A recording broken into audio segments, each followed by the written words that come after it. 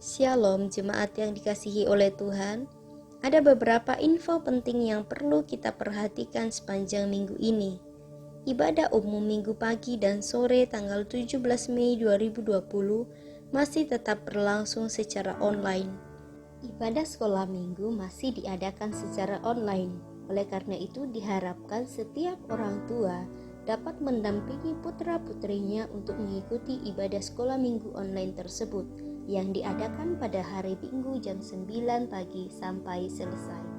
Bagi jemaat umum dan anak-anak sekolah minggu yang rindu memberikan kolekte dan persembahan lainnya, dapat memasukkannya ke kotak persembahan yang tersedia di gereja, atau dapat juga melalui transfer bank ke nomor-nomor rekening berikut ini.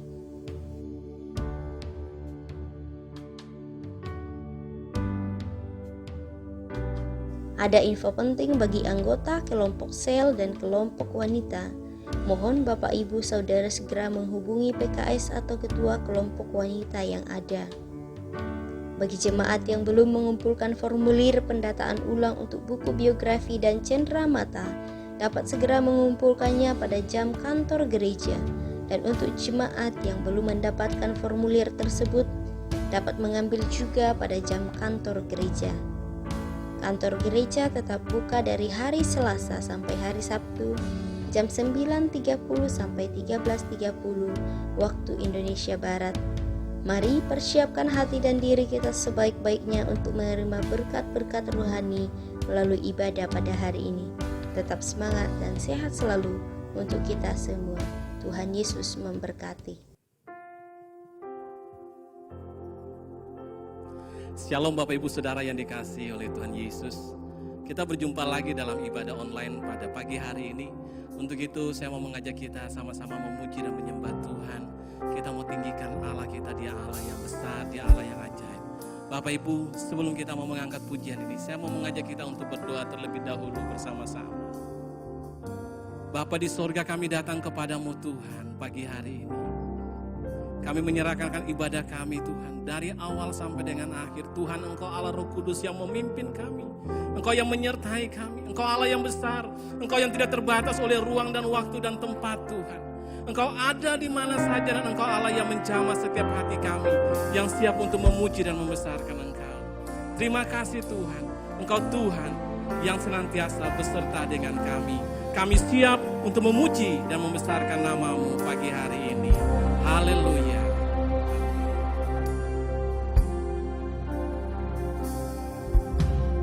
Betapa dahsyat Engkau Tuhan, pencipta segala yang ada, dulu sekarang sampai selamanya.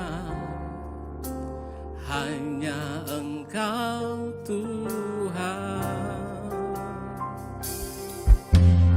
tak terselam di pikiranmu, tak terukur panjang setiamu, dulu sekarang sampai selamanya.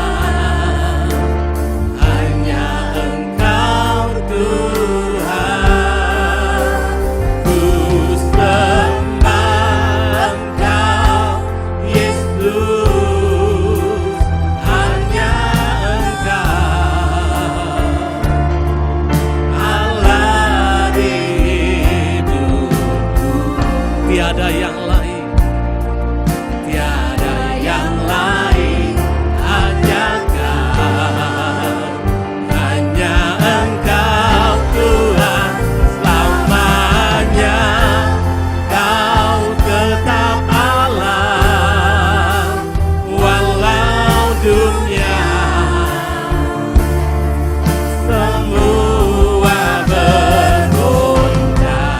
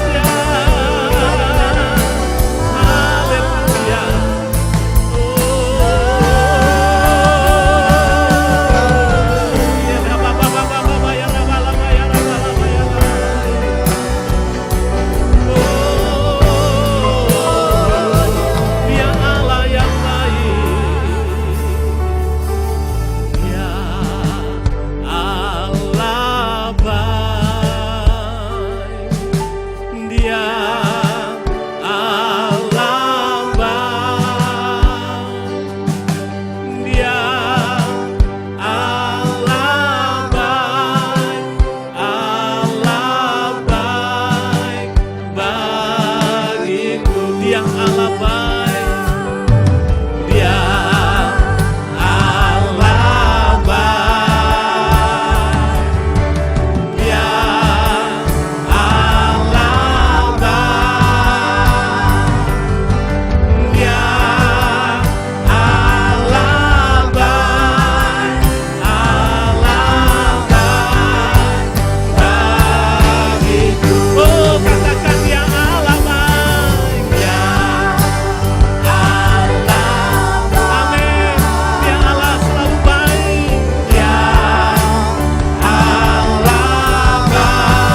Oh, dia Allah baik.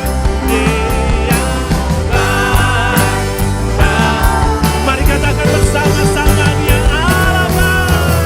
Dia Allah baik. Dia Allah baik. Ya amin. Dia Allah baik.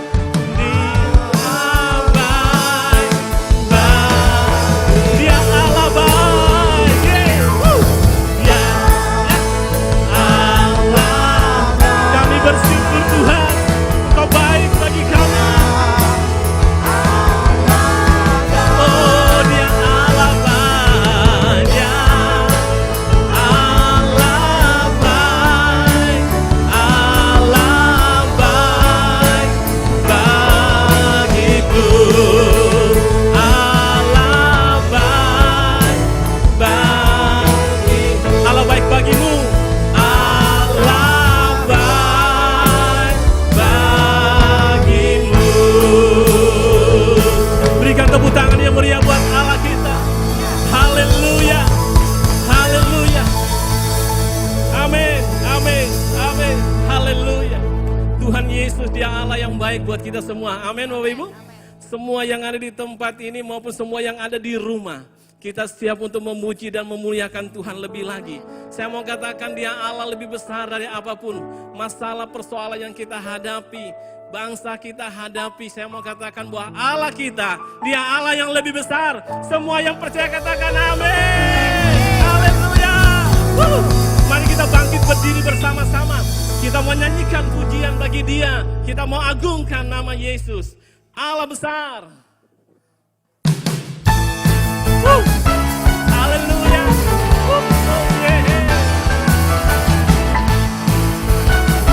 Ya. Besarlah Tuhan dan layak dipuji. Amin. Besarlah namanya, kekalah kuasanya. Aman berlindung dalam naungannya.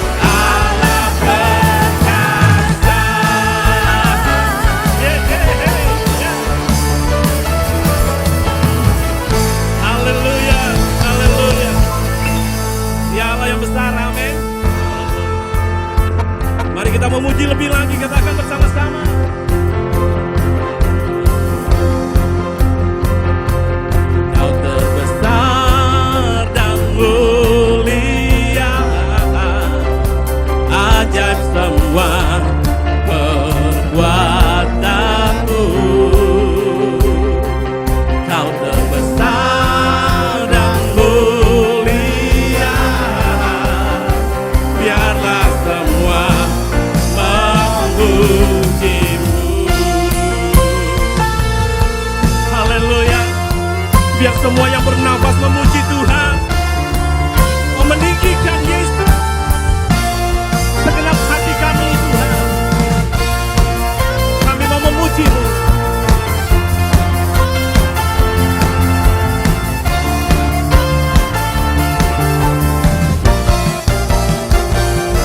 Segenap hati aku memuji, segenap jiwaku bernyanyi, karena Roh-Mu ada dalamku.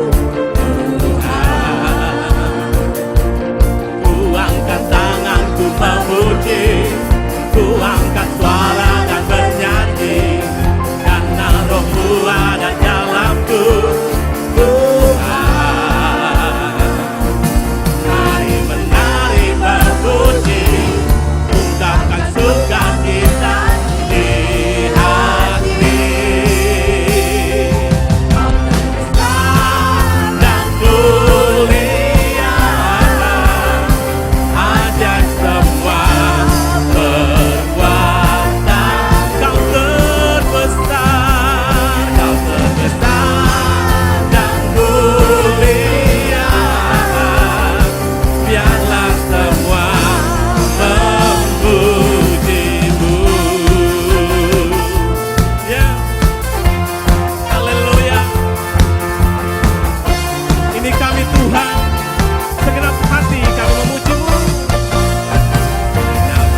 aku memuji, segenap jiwaku bernyanyi, karena Roh-Mu ada dalamku.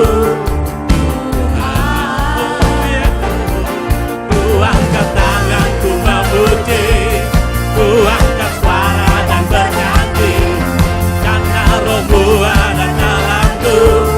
Tuhan, mari menari memuji, sukacita di hati.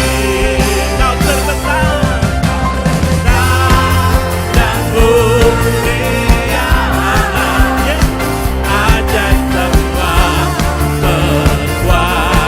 ajaib semua kekuatan. Kau terbesar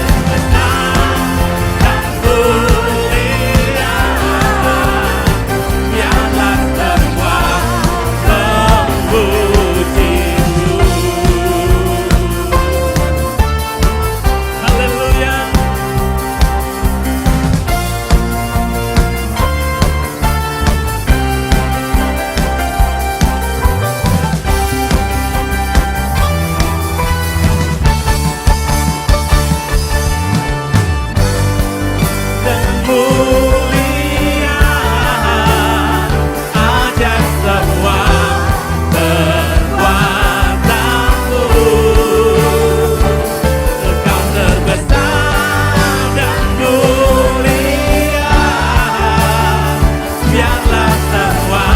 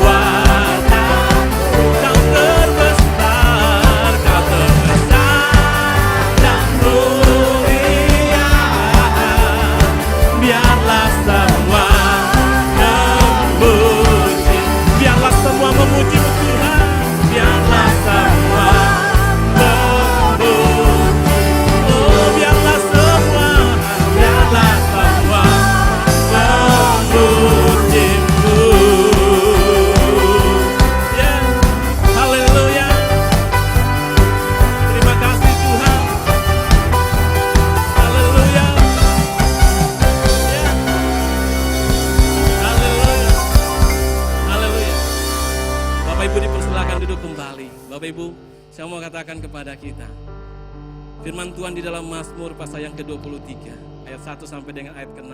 Di situ diceritakan kepada kita bahwa Tuhan kita gembala kita. Dia yang senantiasa menuntun seluruh perjalanan kehidupan kita. Dia yang senantiasa memberkati, Dia yang melindungi akan seluruh kehidupan kita. Sehingga firman Tuhan berkata kepada kita, kita tidak perlu takut sebab Tuhan beserta dengan kita. Amin Bapak Ibu. Mari pada pagi hari ini kita siapkan hati kita bahwa firman Tuhan itu adalah Allah sendiri yang berbicara bagi kita Supaya ketika kita memasuki hari-hari hidup kita ke depan, kita tidak pernah takut, kita tidak pernah gentar. Kita siapkan tanah hati kita untuk kebenaran firman Tuhan akan ditaburi pagi hari ini. Haleluya.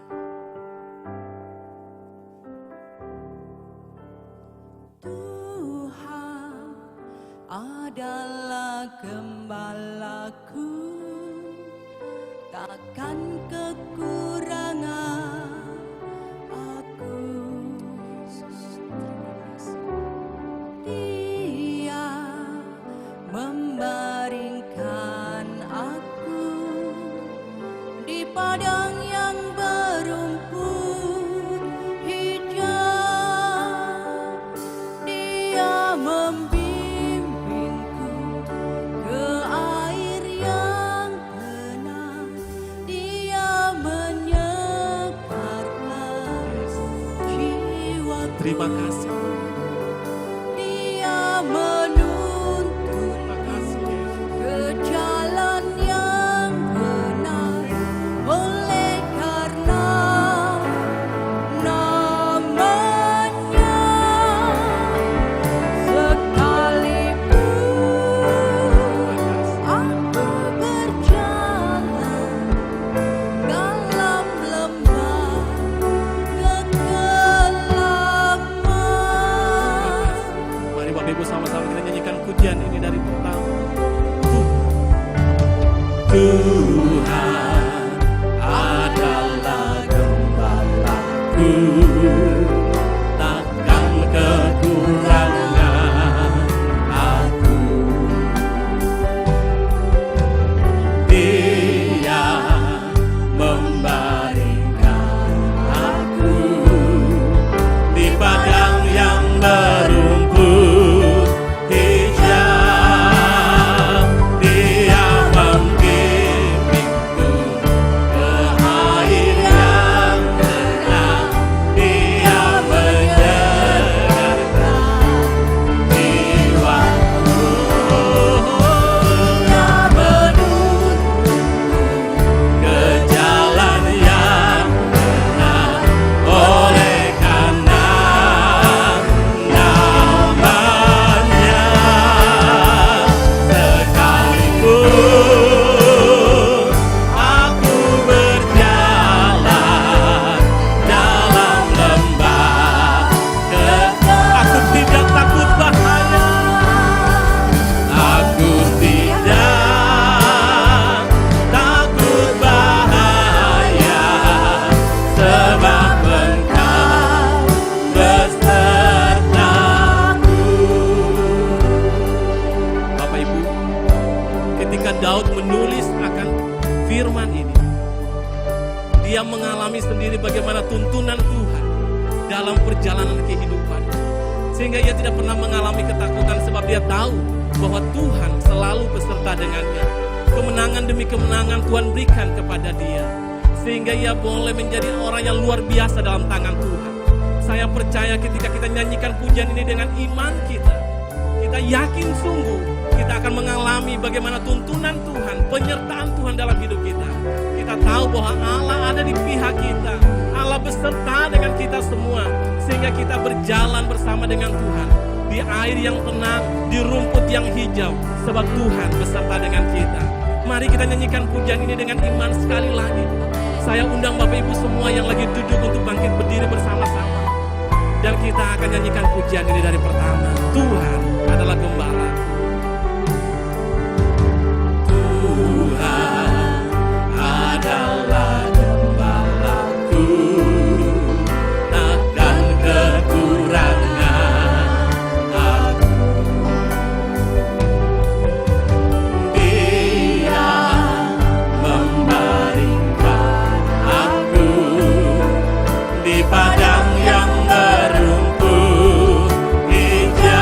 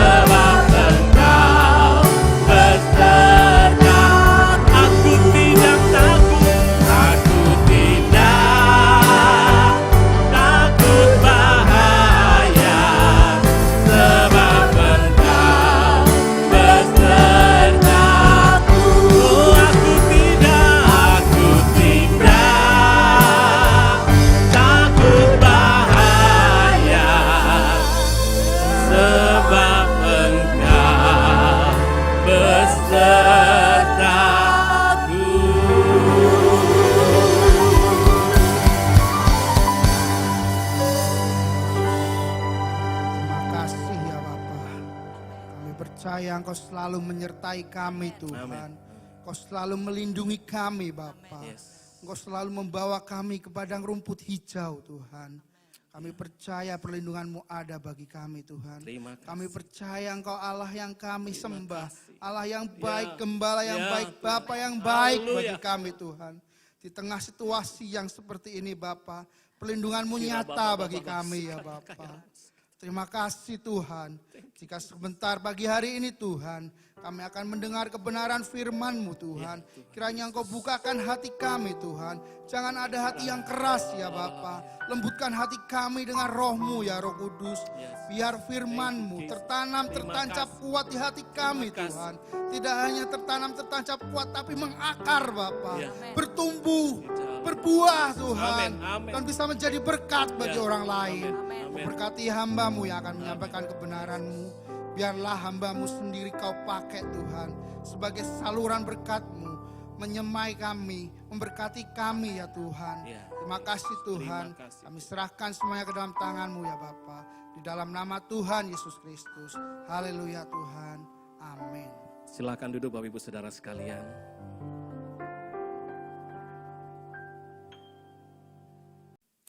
Shalom Bapak Ibu Saudara sekalian. Pagi hari ini kita akan merenungkan firman Tuhan kembali.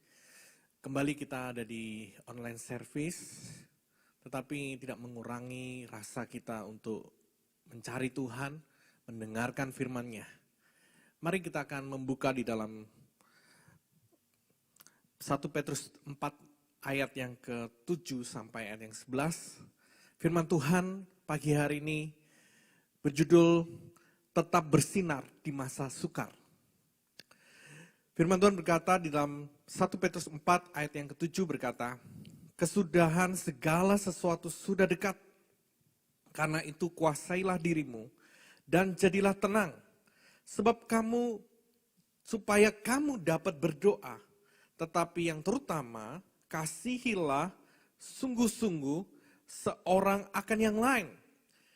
Sebab kasih menutupi banyak sekali dosa. Berilah tumpangan seorang akan yang lain dengan tidak bersungut-sungut.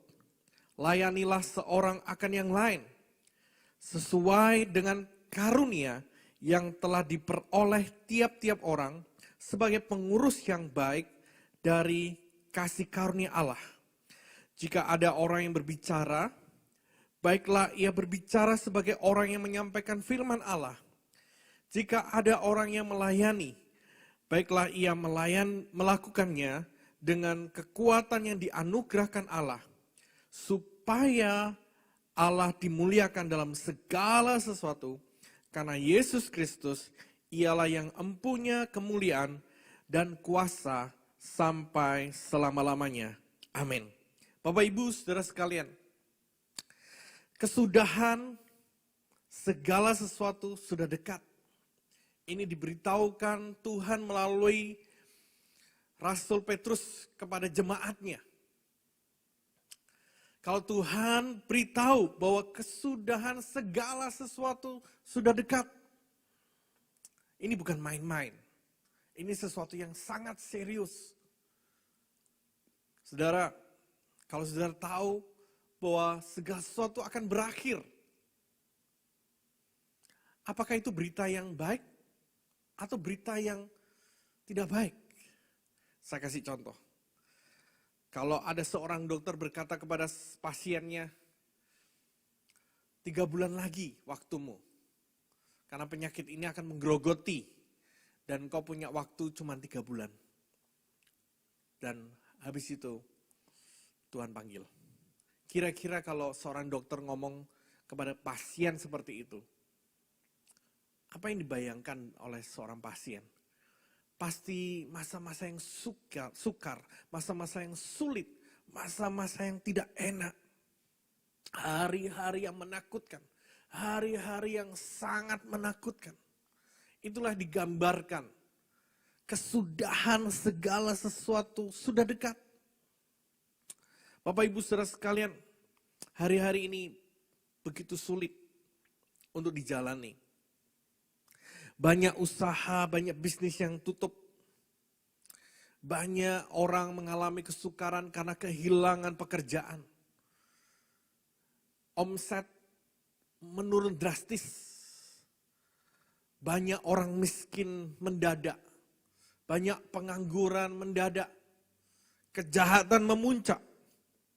Krisis ekonomi begitu luar biasa hari-hari ini. Dan sangat mengerikan. Kejahatan begitu memuncak. Itulah gambaran masa sukar yang digambarkan sebagai segala sesuatu akan lenyap. Ya, segala sesuatu akan habis. Kesudahan segala sesuatu terjadi. Nah, Bapak Ibu Saudara sekalian, Tuhan telah memberikan pengetahuan kepada kita melalui firman-Nya dalam Ibrani pasal 12 ayat 25 sampai 26 berkata, "Jagalah supaya kamu jangan menolak Dia yang berfirman, sebab jikalau mereka yang menolak Dia yang menyampaikan firman Allah di bumi tidak luput, apalagi kita, jika kita berpaling dari Dia yang berbicara dari surga. Waktu itu suaranya menggoncangkan bumi, tetapi sekarang Ia memberikan janji. Satu kali lagi aku akan menggoncangkan bukan hanya bumi saja, melainkan langit juga." Wah, ini gambaran masa yang sangat sukar, sangat sulit. Bahkan gereja Tuhan kena imbasnya. Beberapa gereja mengalami kesulitan dalam keuangannya. Karena hari-hari ini begitu sukar. Bapak Ibu Saudara sekalian, krisis di mana-mana, krisis kesehatan, krisis pekerjaan, krisis ekonomi, krisis keamanan. Kita bukan hanya melihat tentang penderitaan krisis terjadi, tapi Tuhan izinkan kita mengalami krisis. Jadi bagi orang percaya, penderitaan bukanlah sesuatu yang imun. Kita tidak imun dengan penderitaan, tapi kita mengalami penderitaan. Kenapa? Karena justru melalui penderitaan, kesukaran, masa sulit, itu menghentikan manusia daging kita. Itu bisa menekan manusia daging kita. Bagi orang percaya, penderitaan itu baik. Karena penderitaan akan memproses karakter kita. Seperti yang disampaikan di dalam 1 Petrus pasal yang keempat, ayat yang pertama sampai yang 4 berkata, "Jadi karena Kristus telah menderita penderitaan badani, kamu pun harus," kata firman Tuhan, "harus juga mempersenjatai dirimu dengan pikiran yang demikian." Pikiran Kristus menderita, aku pun menderita secara badani. Karena barang siapa telah menderita penderitaan badani, ia telah berhenti berbuat dosa. Supaya waktu yang sisa jangan kamu pergunakan menurut keinginan manusia, tetapi menurut kehendak Allah. Jadi penderitaan bagi orang percaya itu merupakan sebuah pengalihan keinginan daging kepada kehendak Allah. Jadi kita bisa memaknai bahwa yang terjadi di hari-hari ini bagi kita tidak kaget, bagi kita bukan sesuatu yang menjatuhkan, tapi justru memproses hidup kita sehingga kita semakin hari semakin baik. Bapak Ibu Saudara sekalian, di situasi krisis ini kita diharapkan tidak goyah, tetapi tetap bersinar. Di tengah-tengah situasi yang gelap ini, kita diminta Tuhan untuk tidak goyah, tetapi tetap bersinar. Kira-kira kalau saudara bertanya, ada contohnya nggak di Alkitab? Banyak contohnya. Di masa krisis, tapi mereka tetap survive, tetap bersinar di tengah-tengah masa sukar. Contohnya Tuhan Yesus sendiri. Di atas kayu salib itu bukan masa yang mudah. Di atas kayu salib itu situasi yang sulit untuk mengucapkan pengampunan. Tapi Yesus lakukan itu di tengah-tengah masa yang sulit.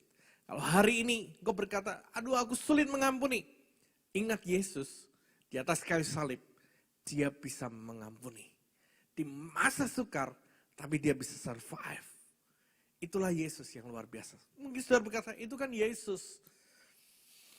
Saya mau berkata, ada seorang yang kita ingat namanya Yusuf. Yusuf, di tengah-tengah situasi yang sulit, dia bisa survive.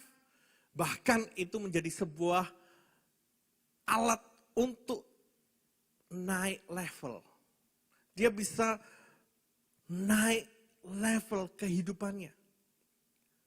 Di masa yang sulit, ketika dia ada di sumur, di masa yang sulit ketika dia menjadi budak di rumah Potifar, di masa yang sulit dia ada di penjara, di masa sukar itulah firman Tuhan mencatat bahwa Yusuf menjadi pemenang. Yusuf tetap memberikan yang terbaik. Bahkan Tuhan menyertai Yusuf. Apa saja yang dilakukannya dibuat Tuhan berhasil. Wow. Lalu saudara berkata itu perjanjian lama. Lalu perjanjian baru apa? Stefanus. Stefanus itu menghadapi masa sukar yang luar biasa. Bukan biasa-biasa. Masa sukar yang sangat luar biasa.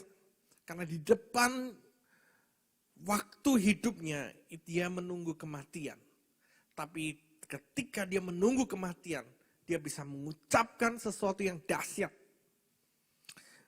Kisah Para Rasul pasal yang ke-7 ayat 59 sampai 60. Firman Tuhan berkata, sedang mereka melemparinya, Stefanus berdoa. Wow. Sedang dianiaya, sedang mendapat penganiayaan, sedang mendapatkan batu bertubi-tubi dan itu mengancam nyawanya. Firman Tuhan berkata, Stefanus berdoa. Kalau saudara nggak ada masa sukar, apa yang saudara lakukan? Apakah saudara berdoa? Atau saudara cari orang untuk menolong saudara? Atau saudara cari pertolongan orang lain, saudara gopoh, saudara heboh. Stefanus ketika nyawanya menjadi taruhan, dicatat dia berdoa. Katanya, ya Tuhan, Yesus, terimalah rohku. Sambil berlutut, ia berseru dengan suara nyaring, Tuhan, janganlah tangguhkan dosa ini kepada mereka. Dan dengan perkataan itu, meninggallah ia. Wow.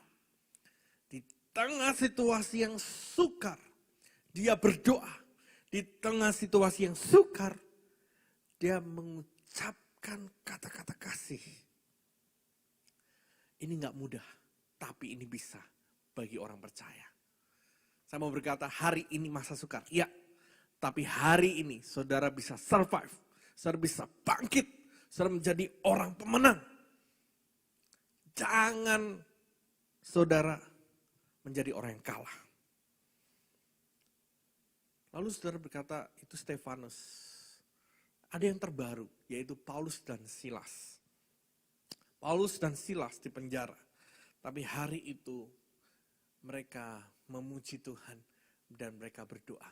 Goncanglah penjara dan sesuatu yang dahsyat terjadi. Sejarah membuktikan bahwa masa sukar bagi orang percaya tidak membuat iman mereka digoncangkan. Hari ini kalau kita orang percaya sedang mengalami masa sukar, dengar, sejarah membuktikan bahwa Tuhan yang membela kita, Tuhan yang menolong kita. Kita ditentukan untuk menjadi pemenang. Katakan amin, saudara. 1 Yohanes 5 ayat yang keempat sampai 5 berkata, Sebab semua yang lahir dari Allah mengalahkan dunia. Semua yang lahir dari Allah mengalahkan dunia. Jadi kita yang lahir dari Allah bisa mengalahkan dunia.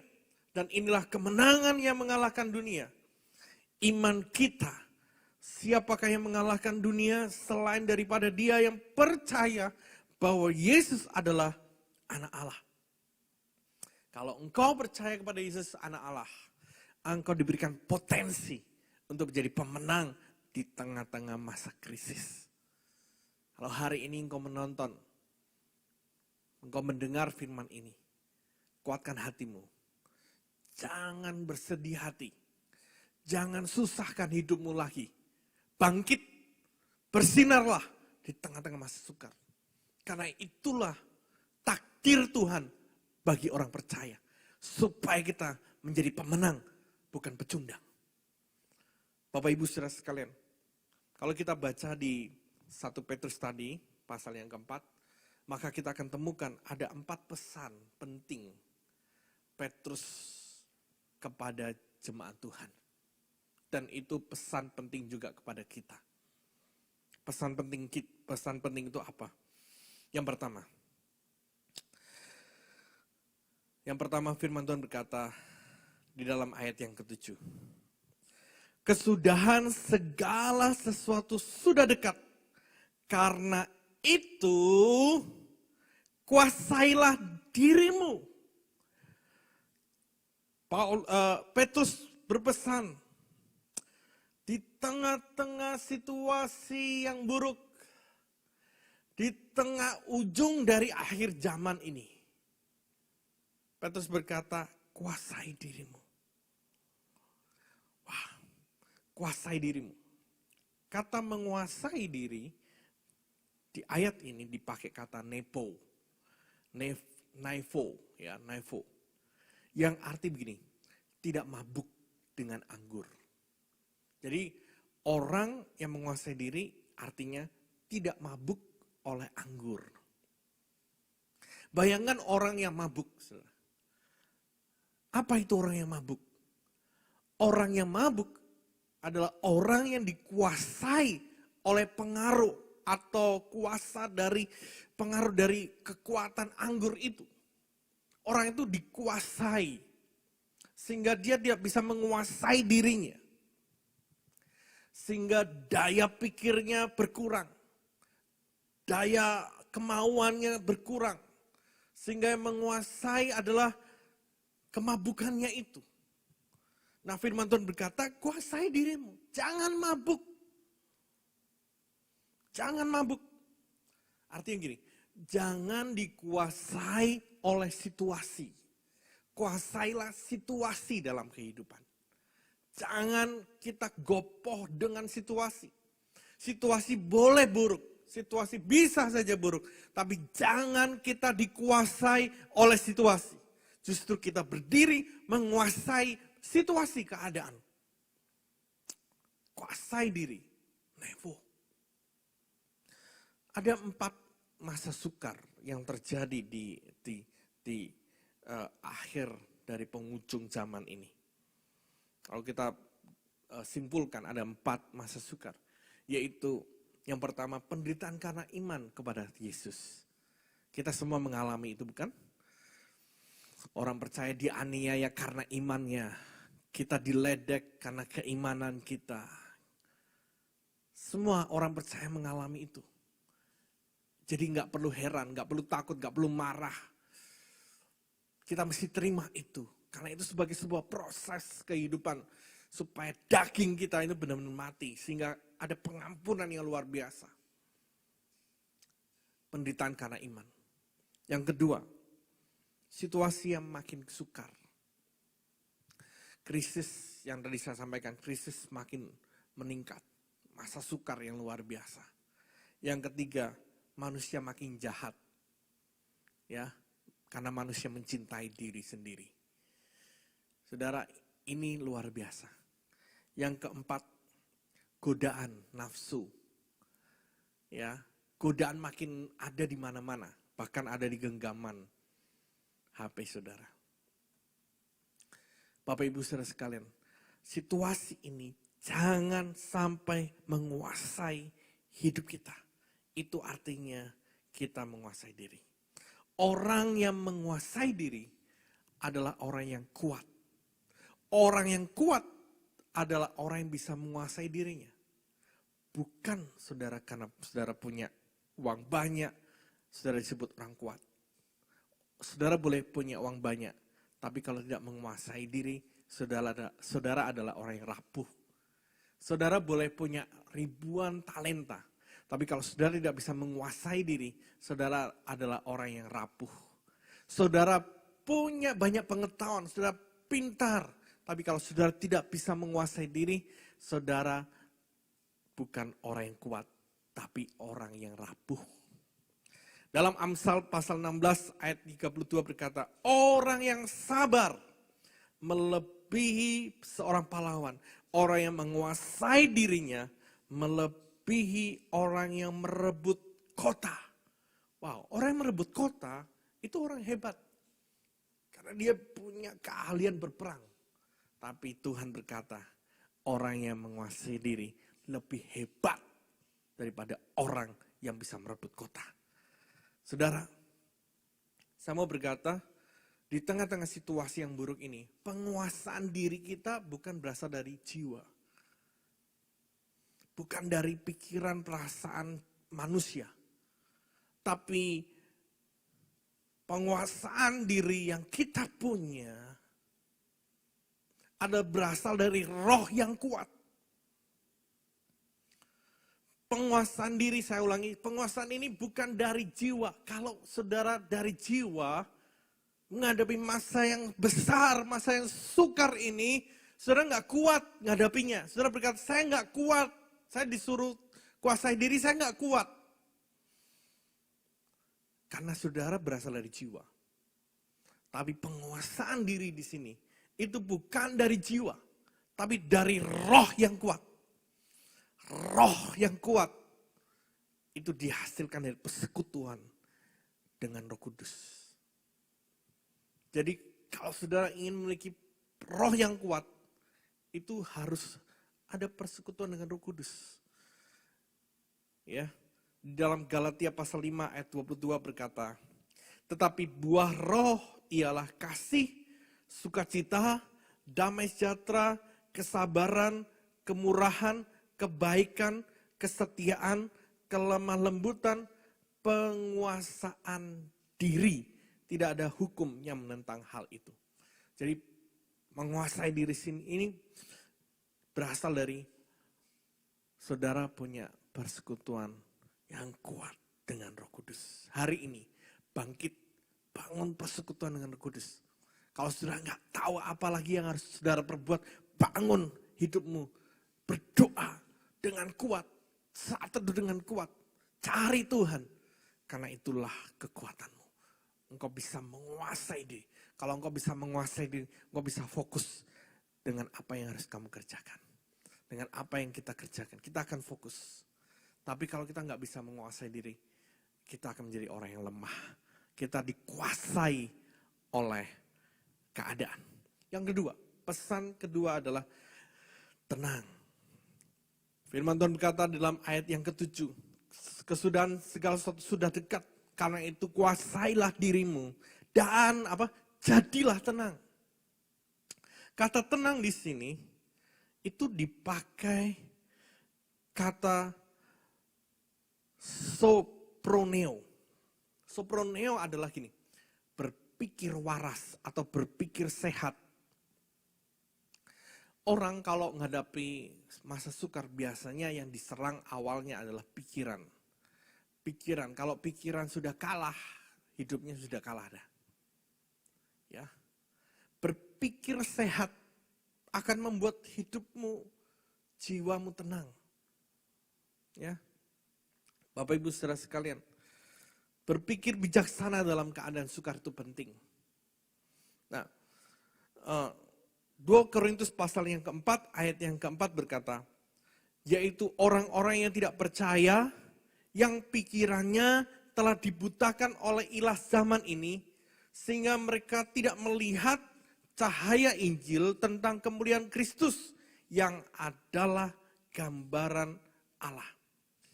Kenapa kita melihat masalah kita lebih besar daripada Tuhan lebih besar dalam hidup ini? Karena pikiran kita telah dibutakan. Firman Tuhan berkata, karena pikiran mereka telah dibutakan, mereka tidak dapat melihat cahaya Injil tentang kemuliaan Kristus. Kalau pikiran sudah dibutakan, maka kita nggak bisa melihat Tuhan lebih besar dari masalah. Engkau akan melihat krisis lebih besar daripada Tuhan, karena pikiran telah dibutakan. Suatu hari, Daud menghadapi Goliat. Goliat waktu tampil ke depan, orang-orang Israel itu takut gemetar. Mereka takut dan mereka nggak berani maju. Kenapa? Karena mereka melihat si Goliat ini besar. Mereka bukan hanya melihat Goliat ini besar, tapi mereka mendengar perkataan Goliat. Perkataan Goliat mereka dengar. Waktu mereka dengar, perkataan itu mempengaruhi pikirannya. Sehingga membuat mereka takut. Mereka nggak bisa melihat Tuhan lebih besar daripada Goliat. Tapi mereka melihat Goliat lebih besar. Karena pikirannya telah dibutakan. Sehingga dia tidak bisa tenang. Bapak Ibu Saudara sekalian, kalau engkau ingin menang, jangan panik. Ya. Tenang pikiran, berpikir jernih. Tenangkan hatimu, pikir jernih. Jangan gopoh, jangan panik. Kenapa kita disuruh tenang? Di ayat ini berkata, supaya kita dapat berdoa. Apa tujuan Tuhan menyuruh kita berdoa? Waktu kita tenang. Supaya Tuhan bisa kasih petunjuk apa yang kita lakukan. Tapi kalau kita melihat masalah, krisis lebih besar, kita nggak bisa dengar suaranya. Yang ada dalam pikiran kita adalah masalah besar.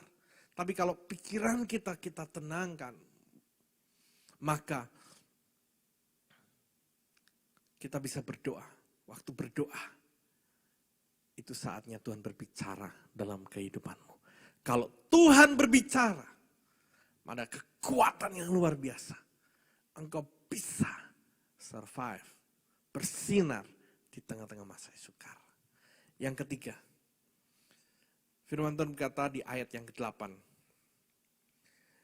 Tetapi yang terutama, kasihilah sungguh-sungguh seorang akan yang lain. Sebab kasih menutupi banyak sekali dosa. Berilah tumpangan seorang akan yang lain dengan tidak bersungut-sungut. Wow, di masa-masa sulit, di penghujung akhir dari dunia ini, Petrus berpesan, Tuhan berpesan melalui Petrus kepada kita. Yaitu apa? Tetap menjadi berkat. Tetap menjadi berkat.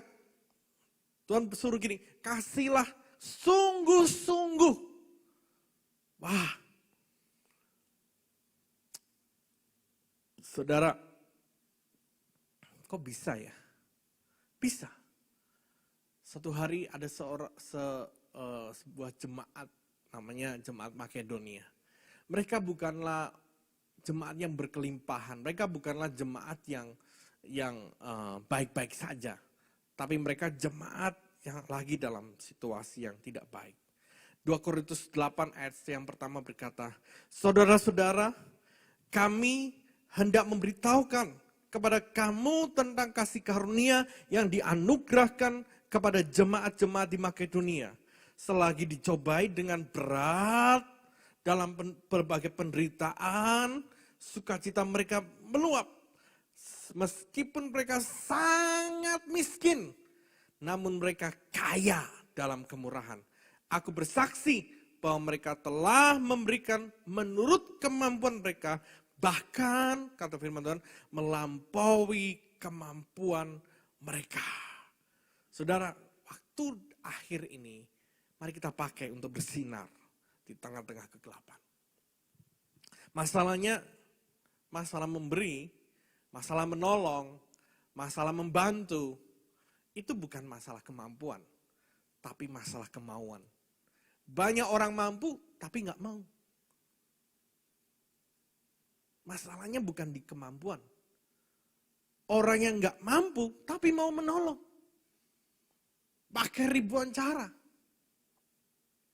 Menolong orang itu nggak harus mampu, tapi mau. Kalau saudara bersedia, saudara dipakai untuk memberkati orang lain. Buktinya apa? Makedonia. Berbagai pencobaan. Lagi di masa sukar. Lagi di masa sulit secara finansial. Tapi mereka bisa memberi dengan luar biasa. Wow, tentunya itu butuh kasih karunia. Kalau saudara selalu connect dengan kasih karunia, saudara akan diberi kemampuan untuk bersinar di tengah-tengah masa yang sukar. Masalahnya bukan kita tidak punya, tapi masalahnya kita tidak mau. Berapa banyak itu terjadi? Setelah hari-hari ini, banyak orang membutuhkan pertolongan. Jangan genggam, saatnya kita menabur. Hari-hari ini saatnya kita menabur. Saatnya kita bersinar di tengah-tengah kegelapan. Lakukan dengan sungguh-sungguh kata Tuhan. Lakukan dengan sungguh-sungguh. Supaya nama Tuhan dipermuliakan, katakan amin. Yang terakhir, tetap melayani, kata Tuhan. Dalam ayat yang ke-10, 1 Petrus 4 ayat 10 berkata, layanilah seorang akan yang lain, sesuai dengan karunia yang telah diperoleh tiap-tiap orang sebagai pengurus yang baik dari kasih karunia Allah. Jadi kita ini pengurus dari kasih karunia Allah. Jika ada orang yang berbicara, baiklah ia berbicara sebagai orang yang menyampaikan firman Allah. Jika ada orang yang melayani, baiklah ia melakukannya dengan kekuatan yang dianugerahkan Allah. Supaya Allah dimuliakan dalam segala sesuatu.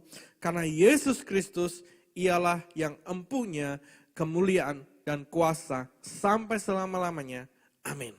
Saudara, hari-hari ini banyak orang stres. Banyak orang membutuhkan perkataan firman. Saatnya engkau melayani dengan karuniamu. Di tengah-tengah situasi yang krisis, Tuhan berkata, layani dengan karunia yang kau punya. Layani. Saya nggak tahu karunia saudara apa, tapi layani. Mungkin perkataannya menguatkan. Perkataannya membangun, membangkitkan semangat, yang memberikan pengharapan yang baru. Saudara, broadcast saudara ini broadcast yang membangun, yang membangkitkan semangat. Firman-firman Tuhan yang membangkitkan semangat. Bagikan bagi banyak orang. Supaya banyak orang memiliki pengharapan.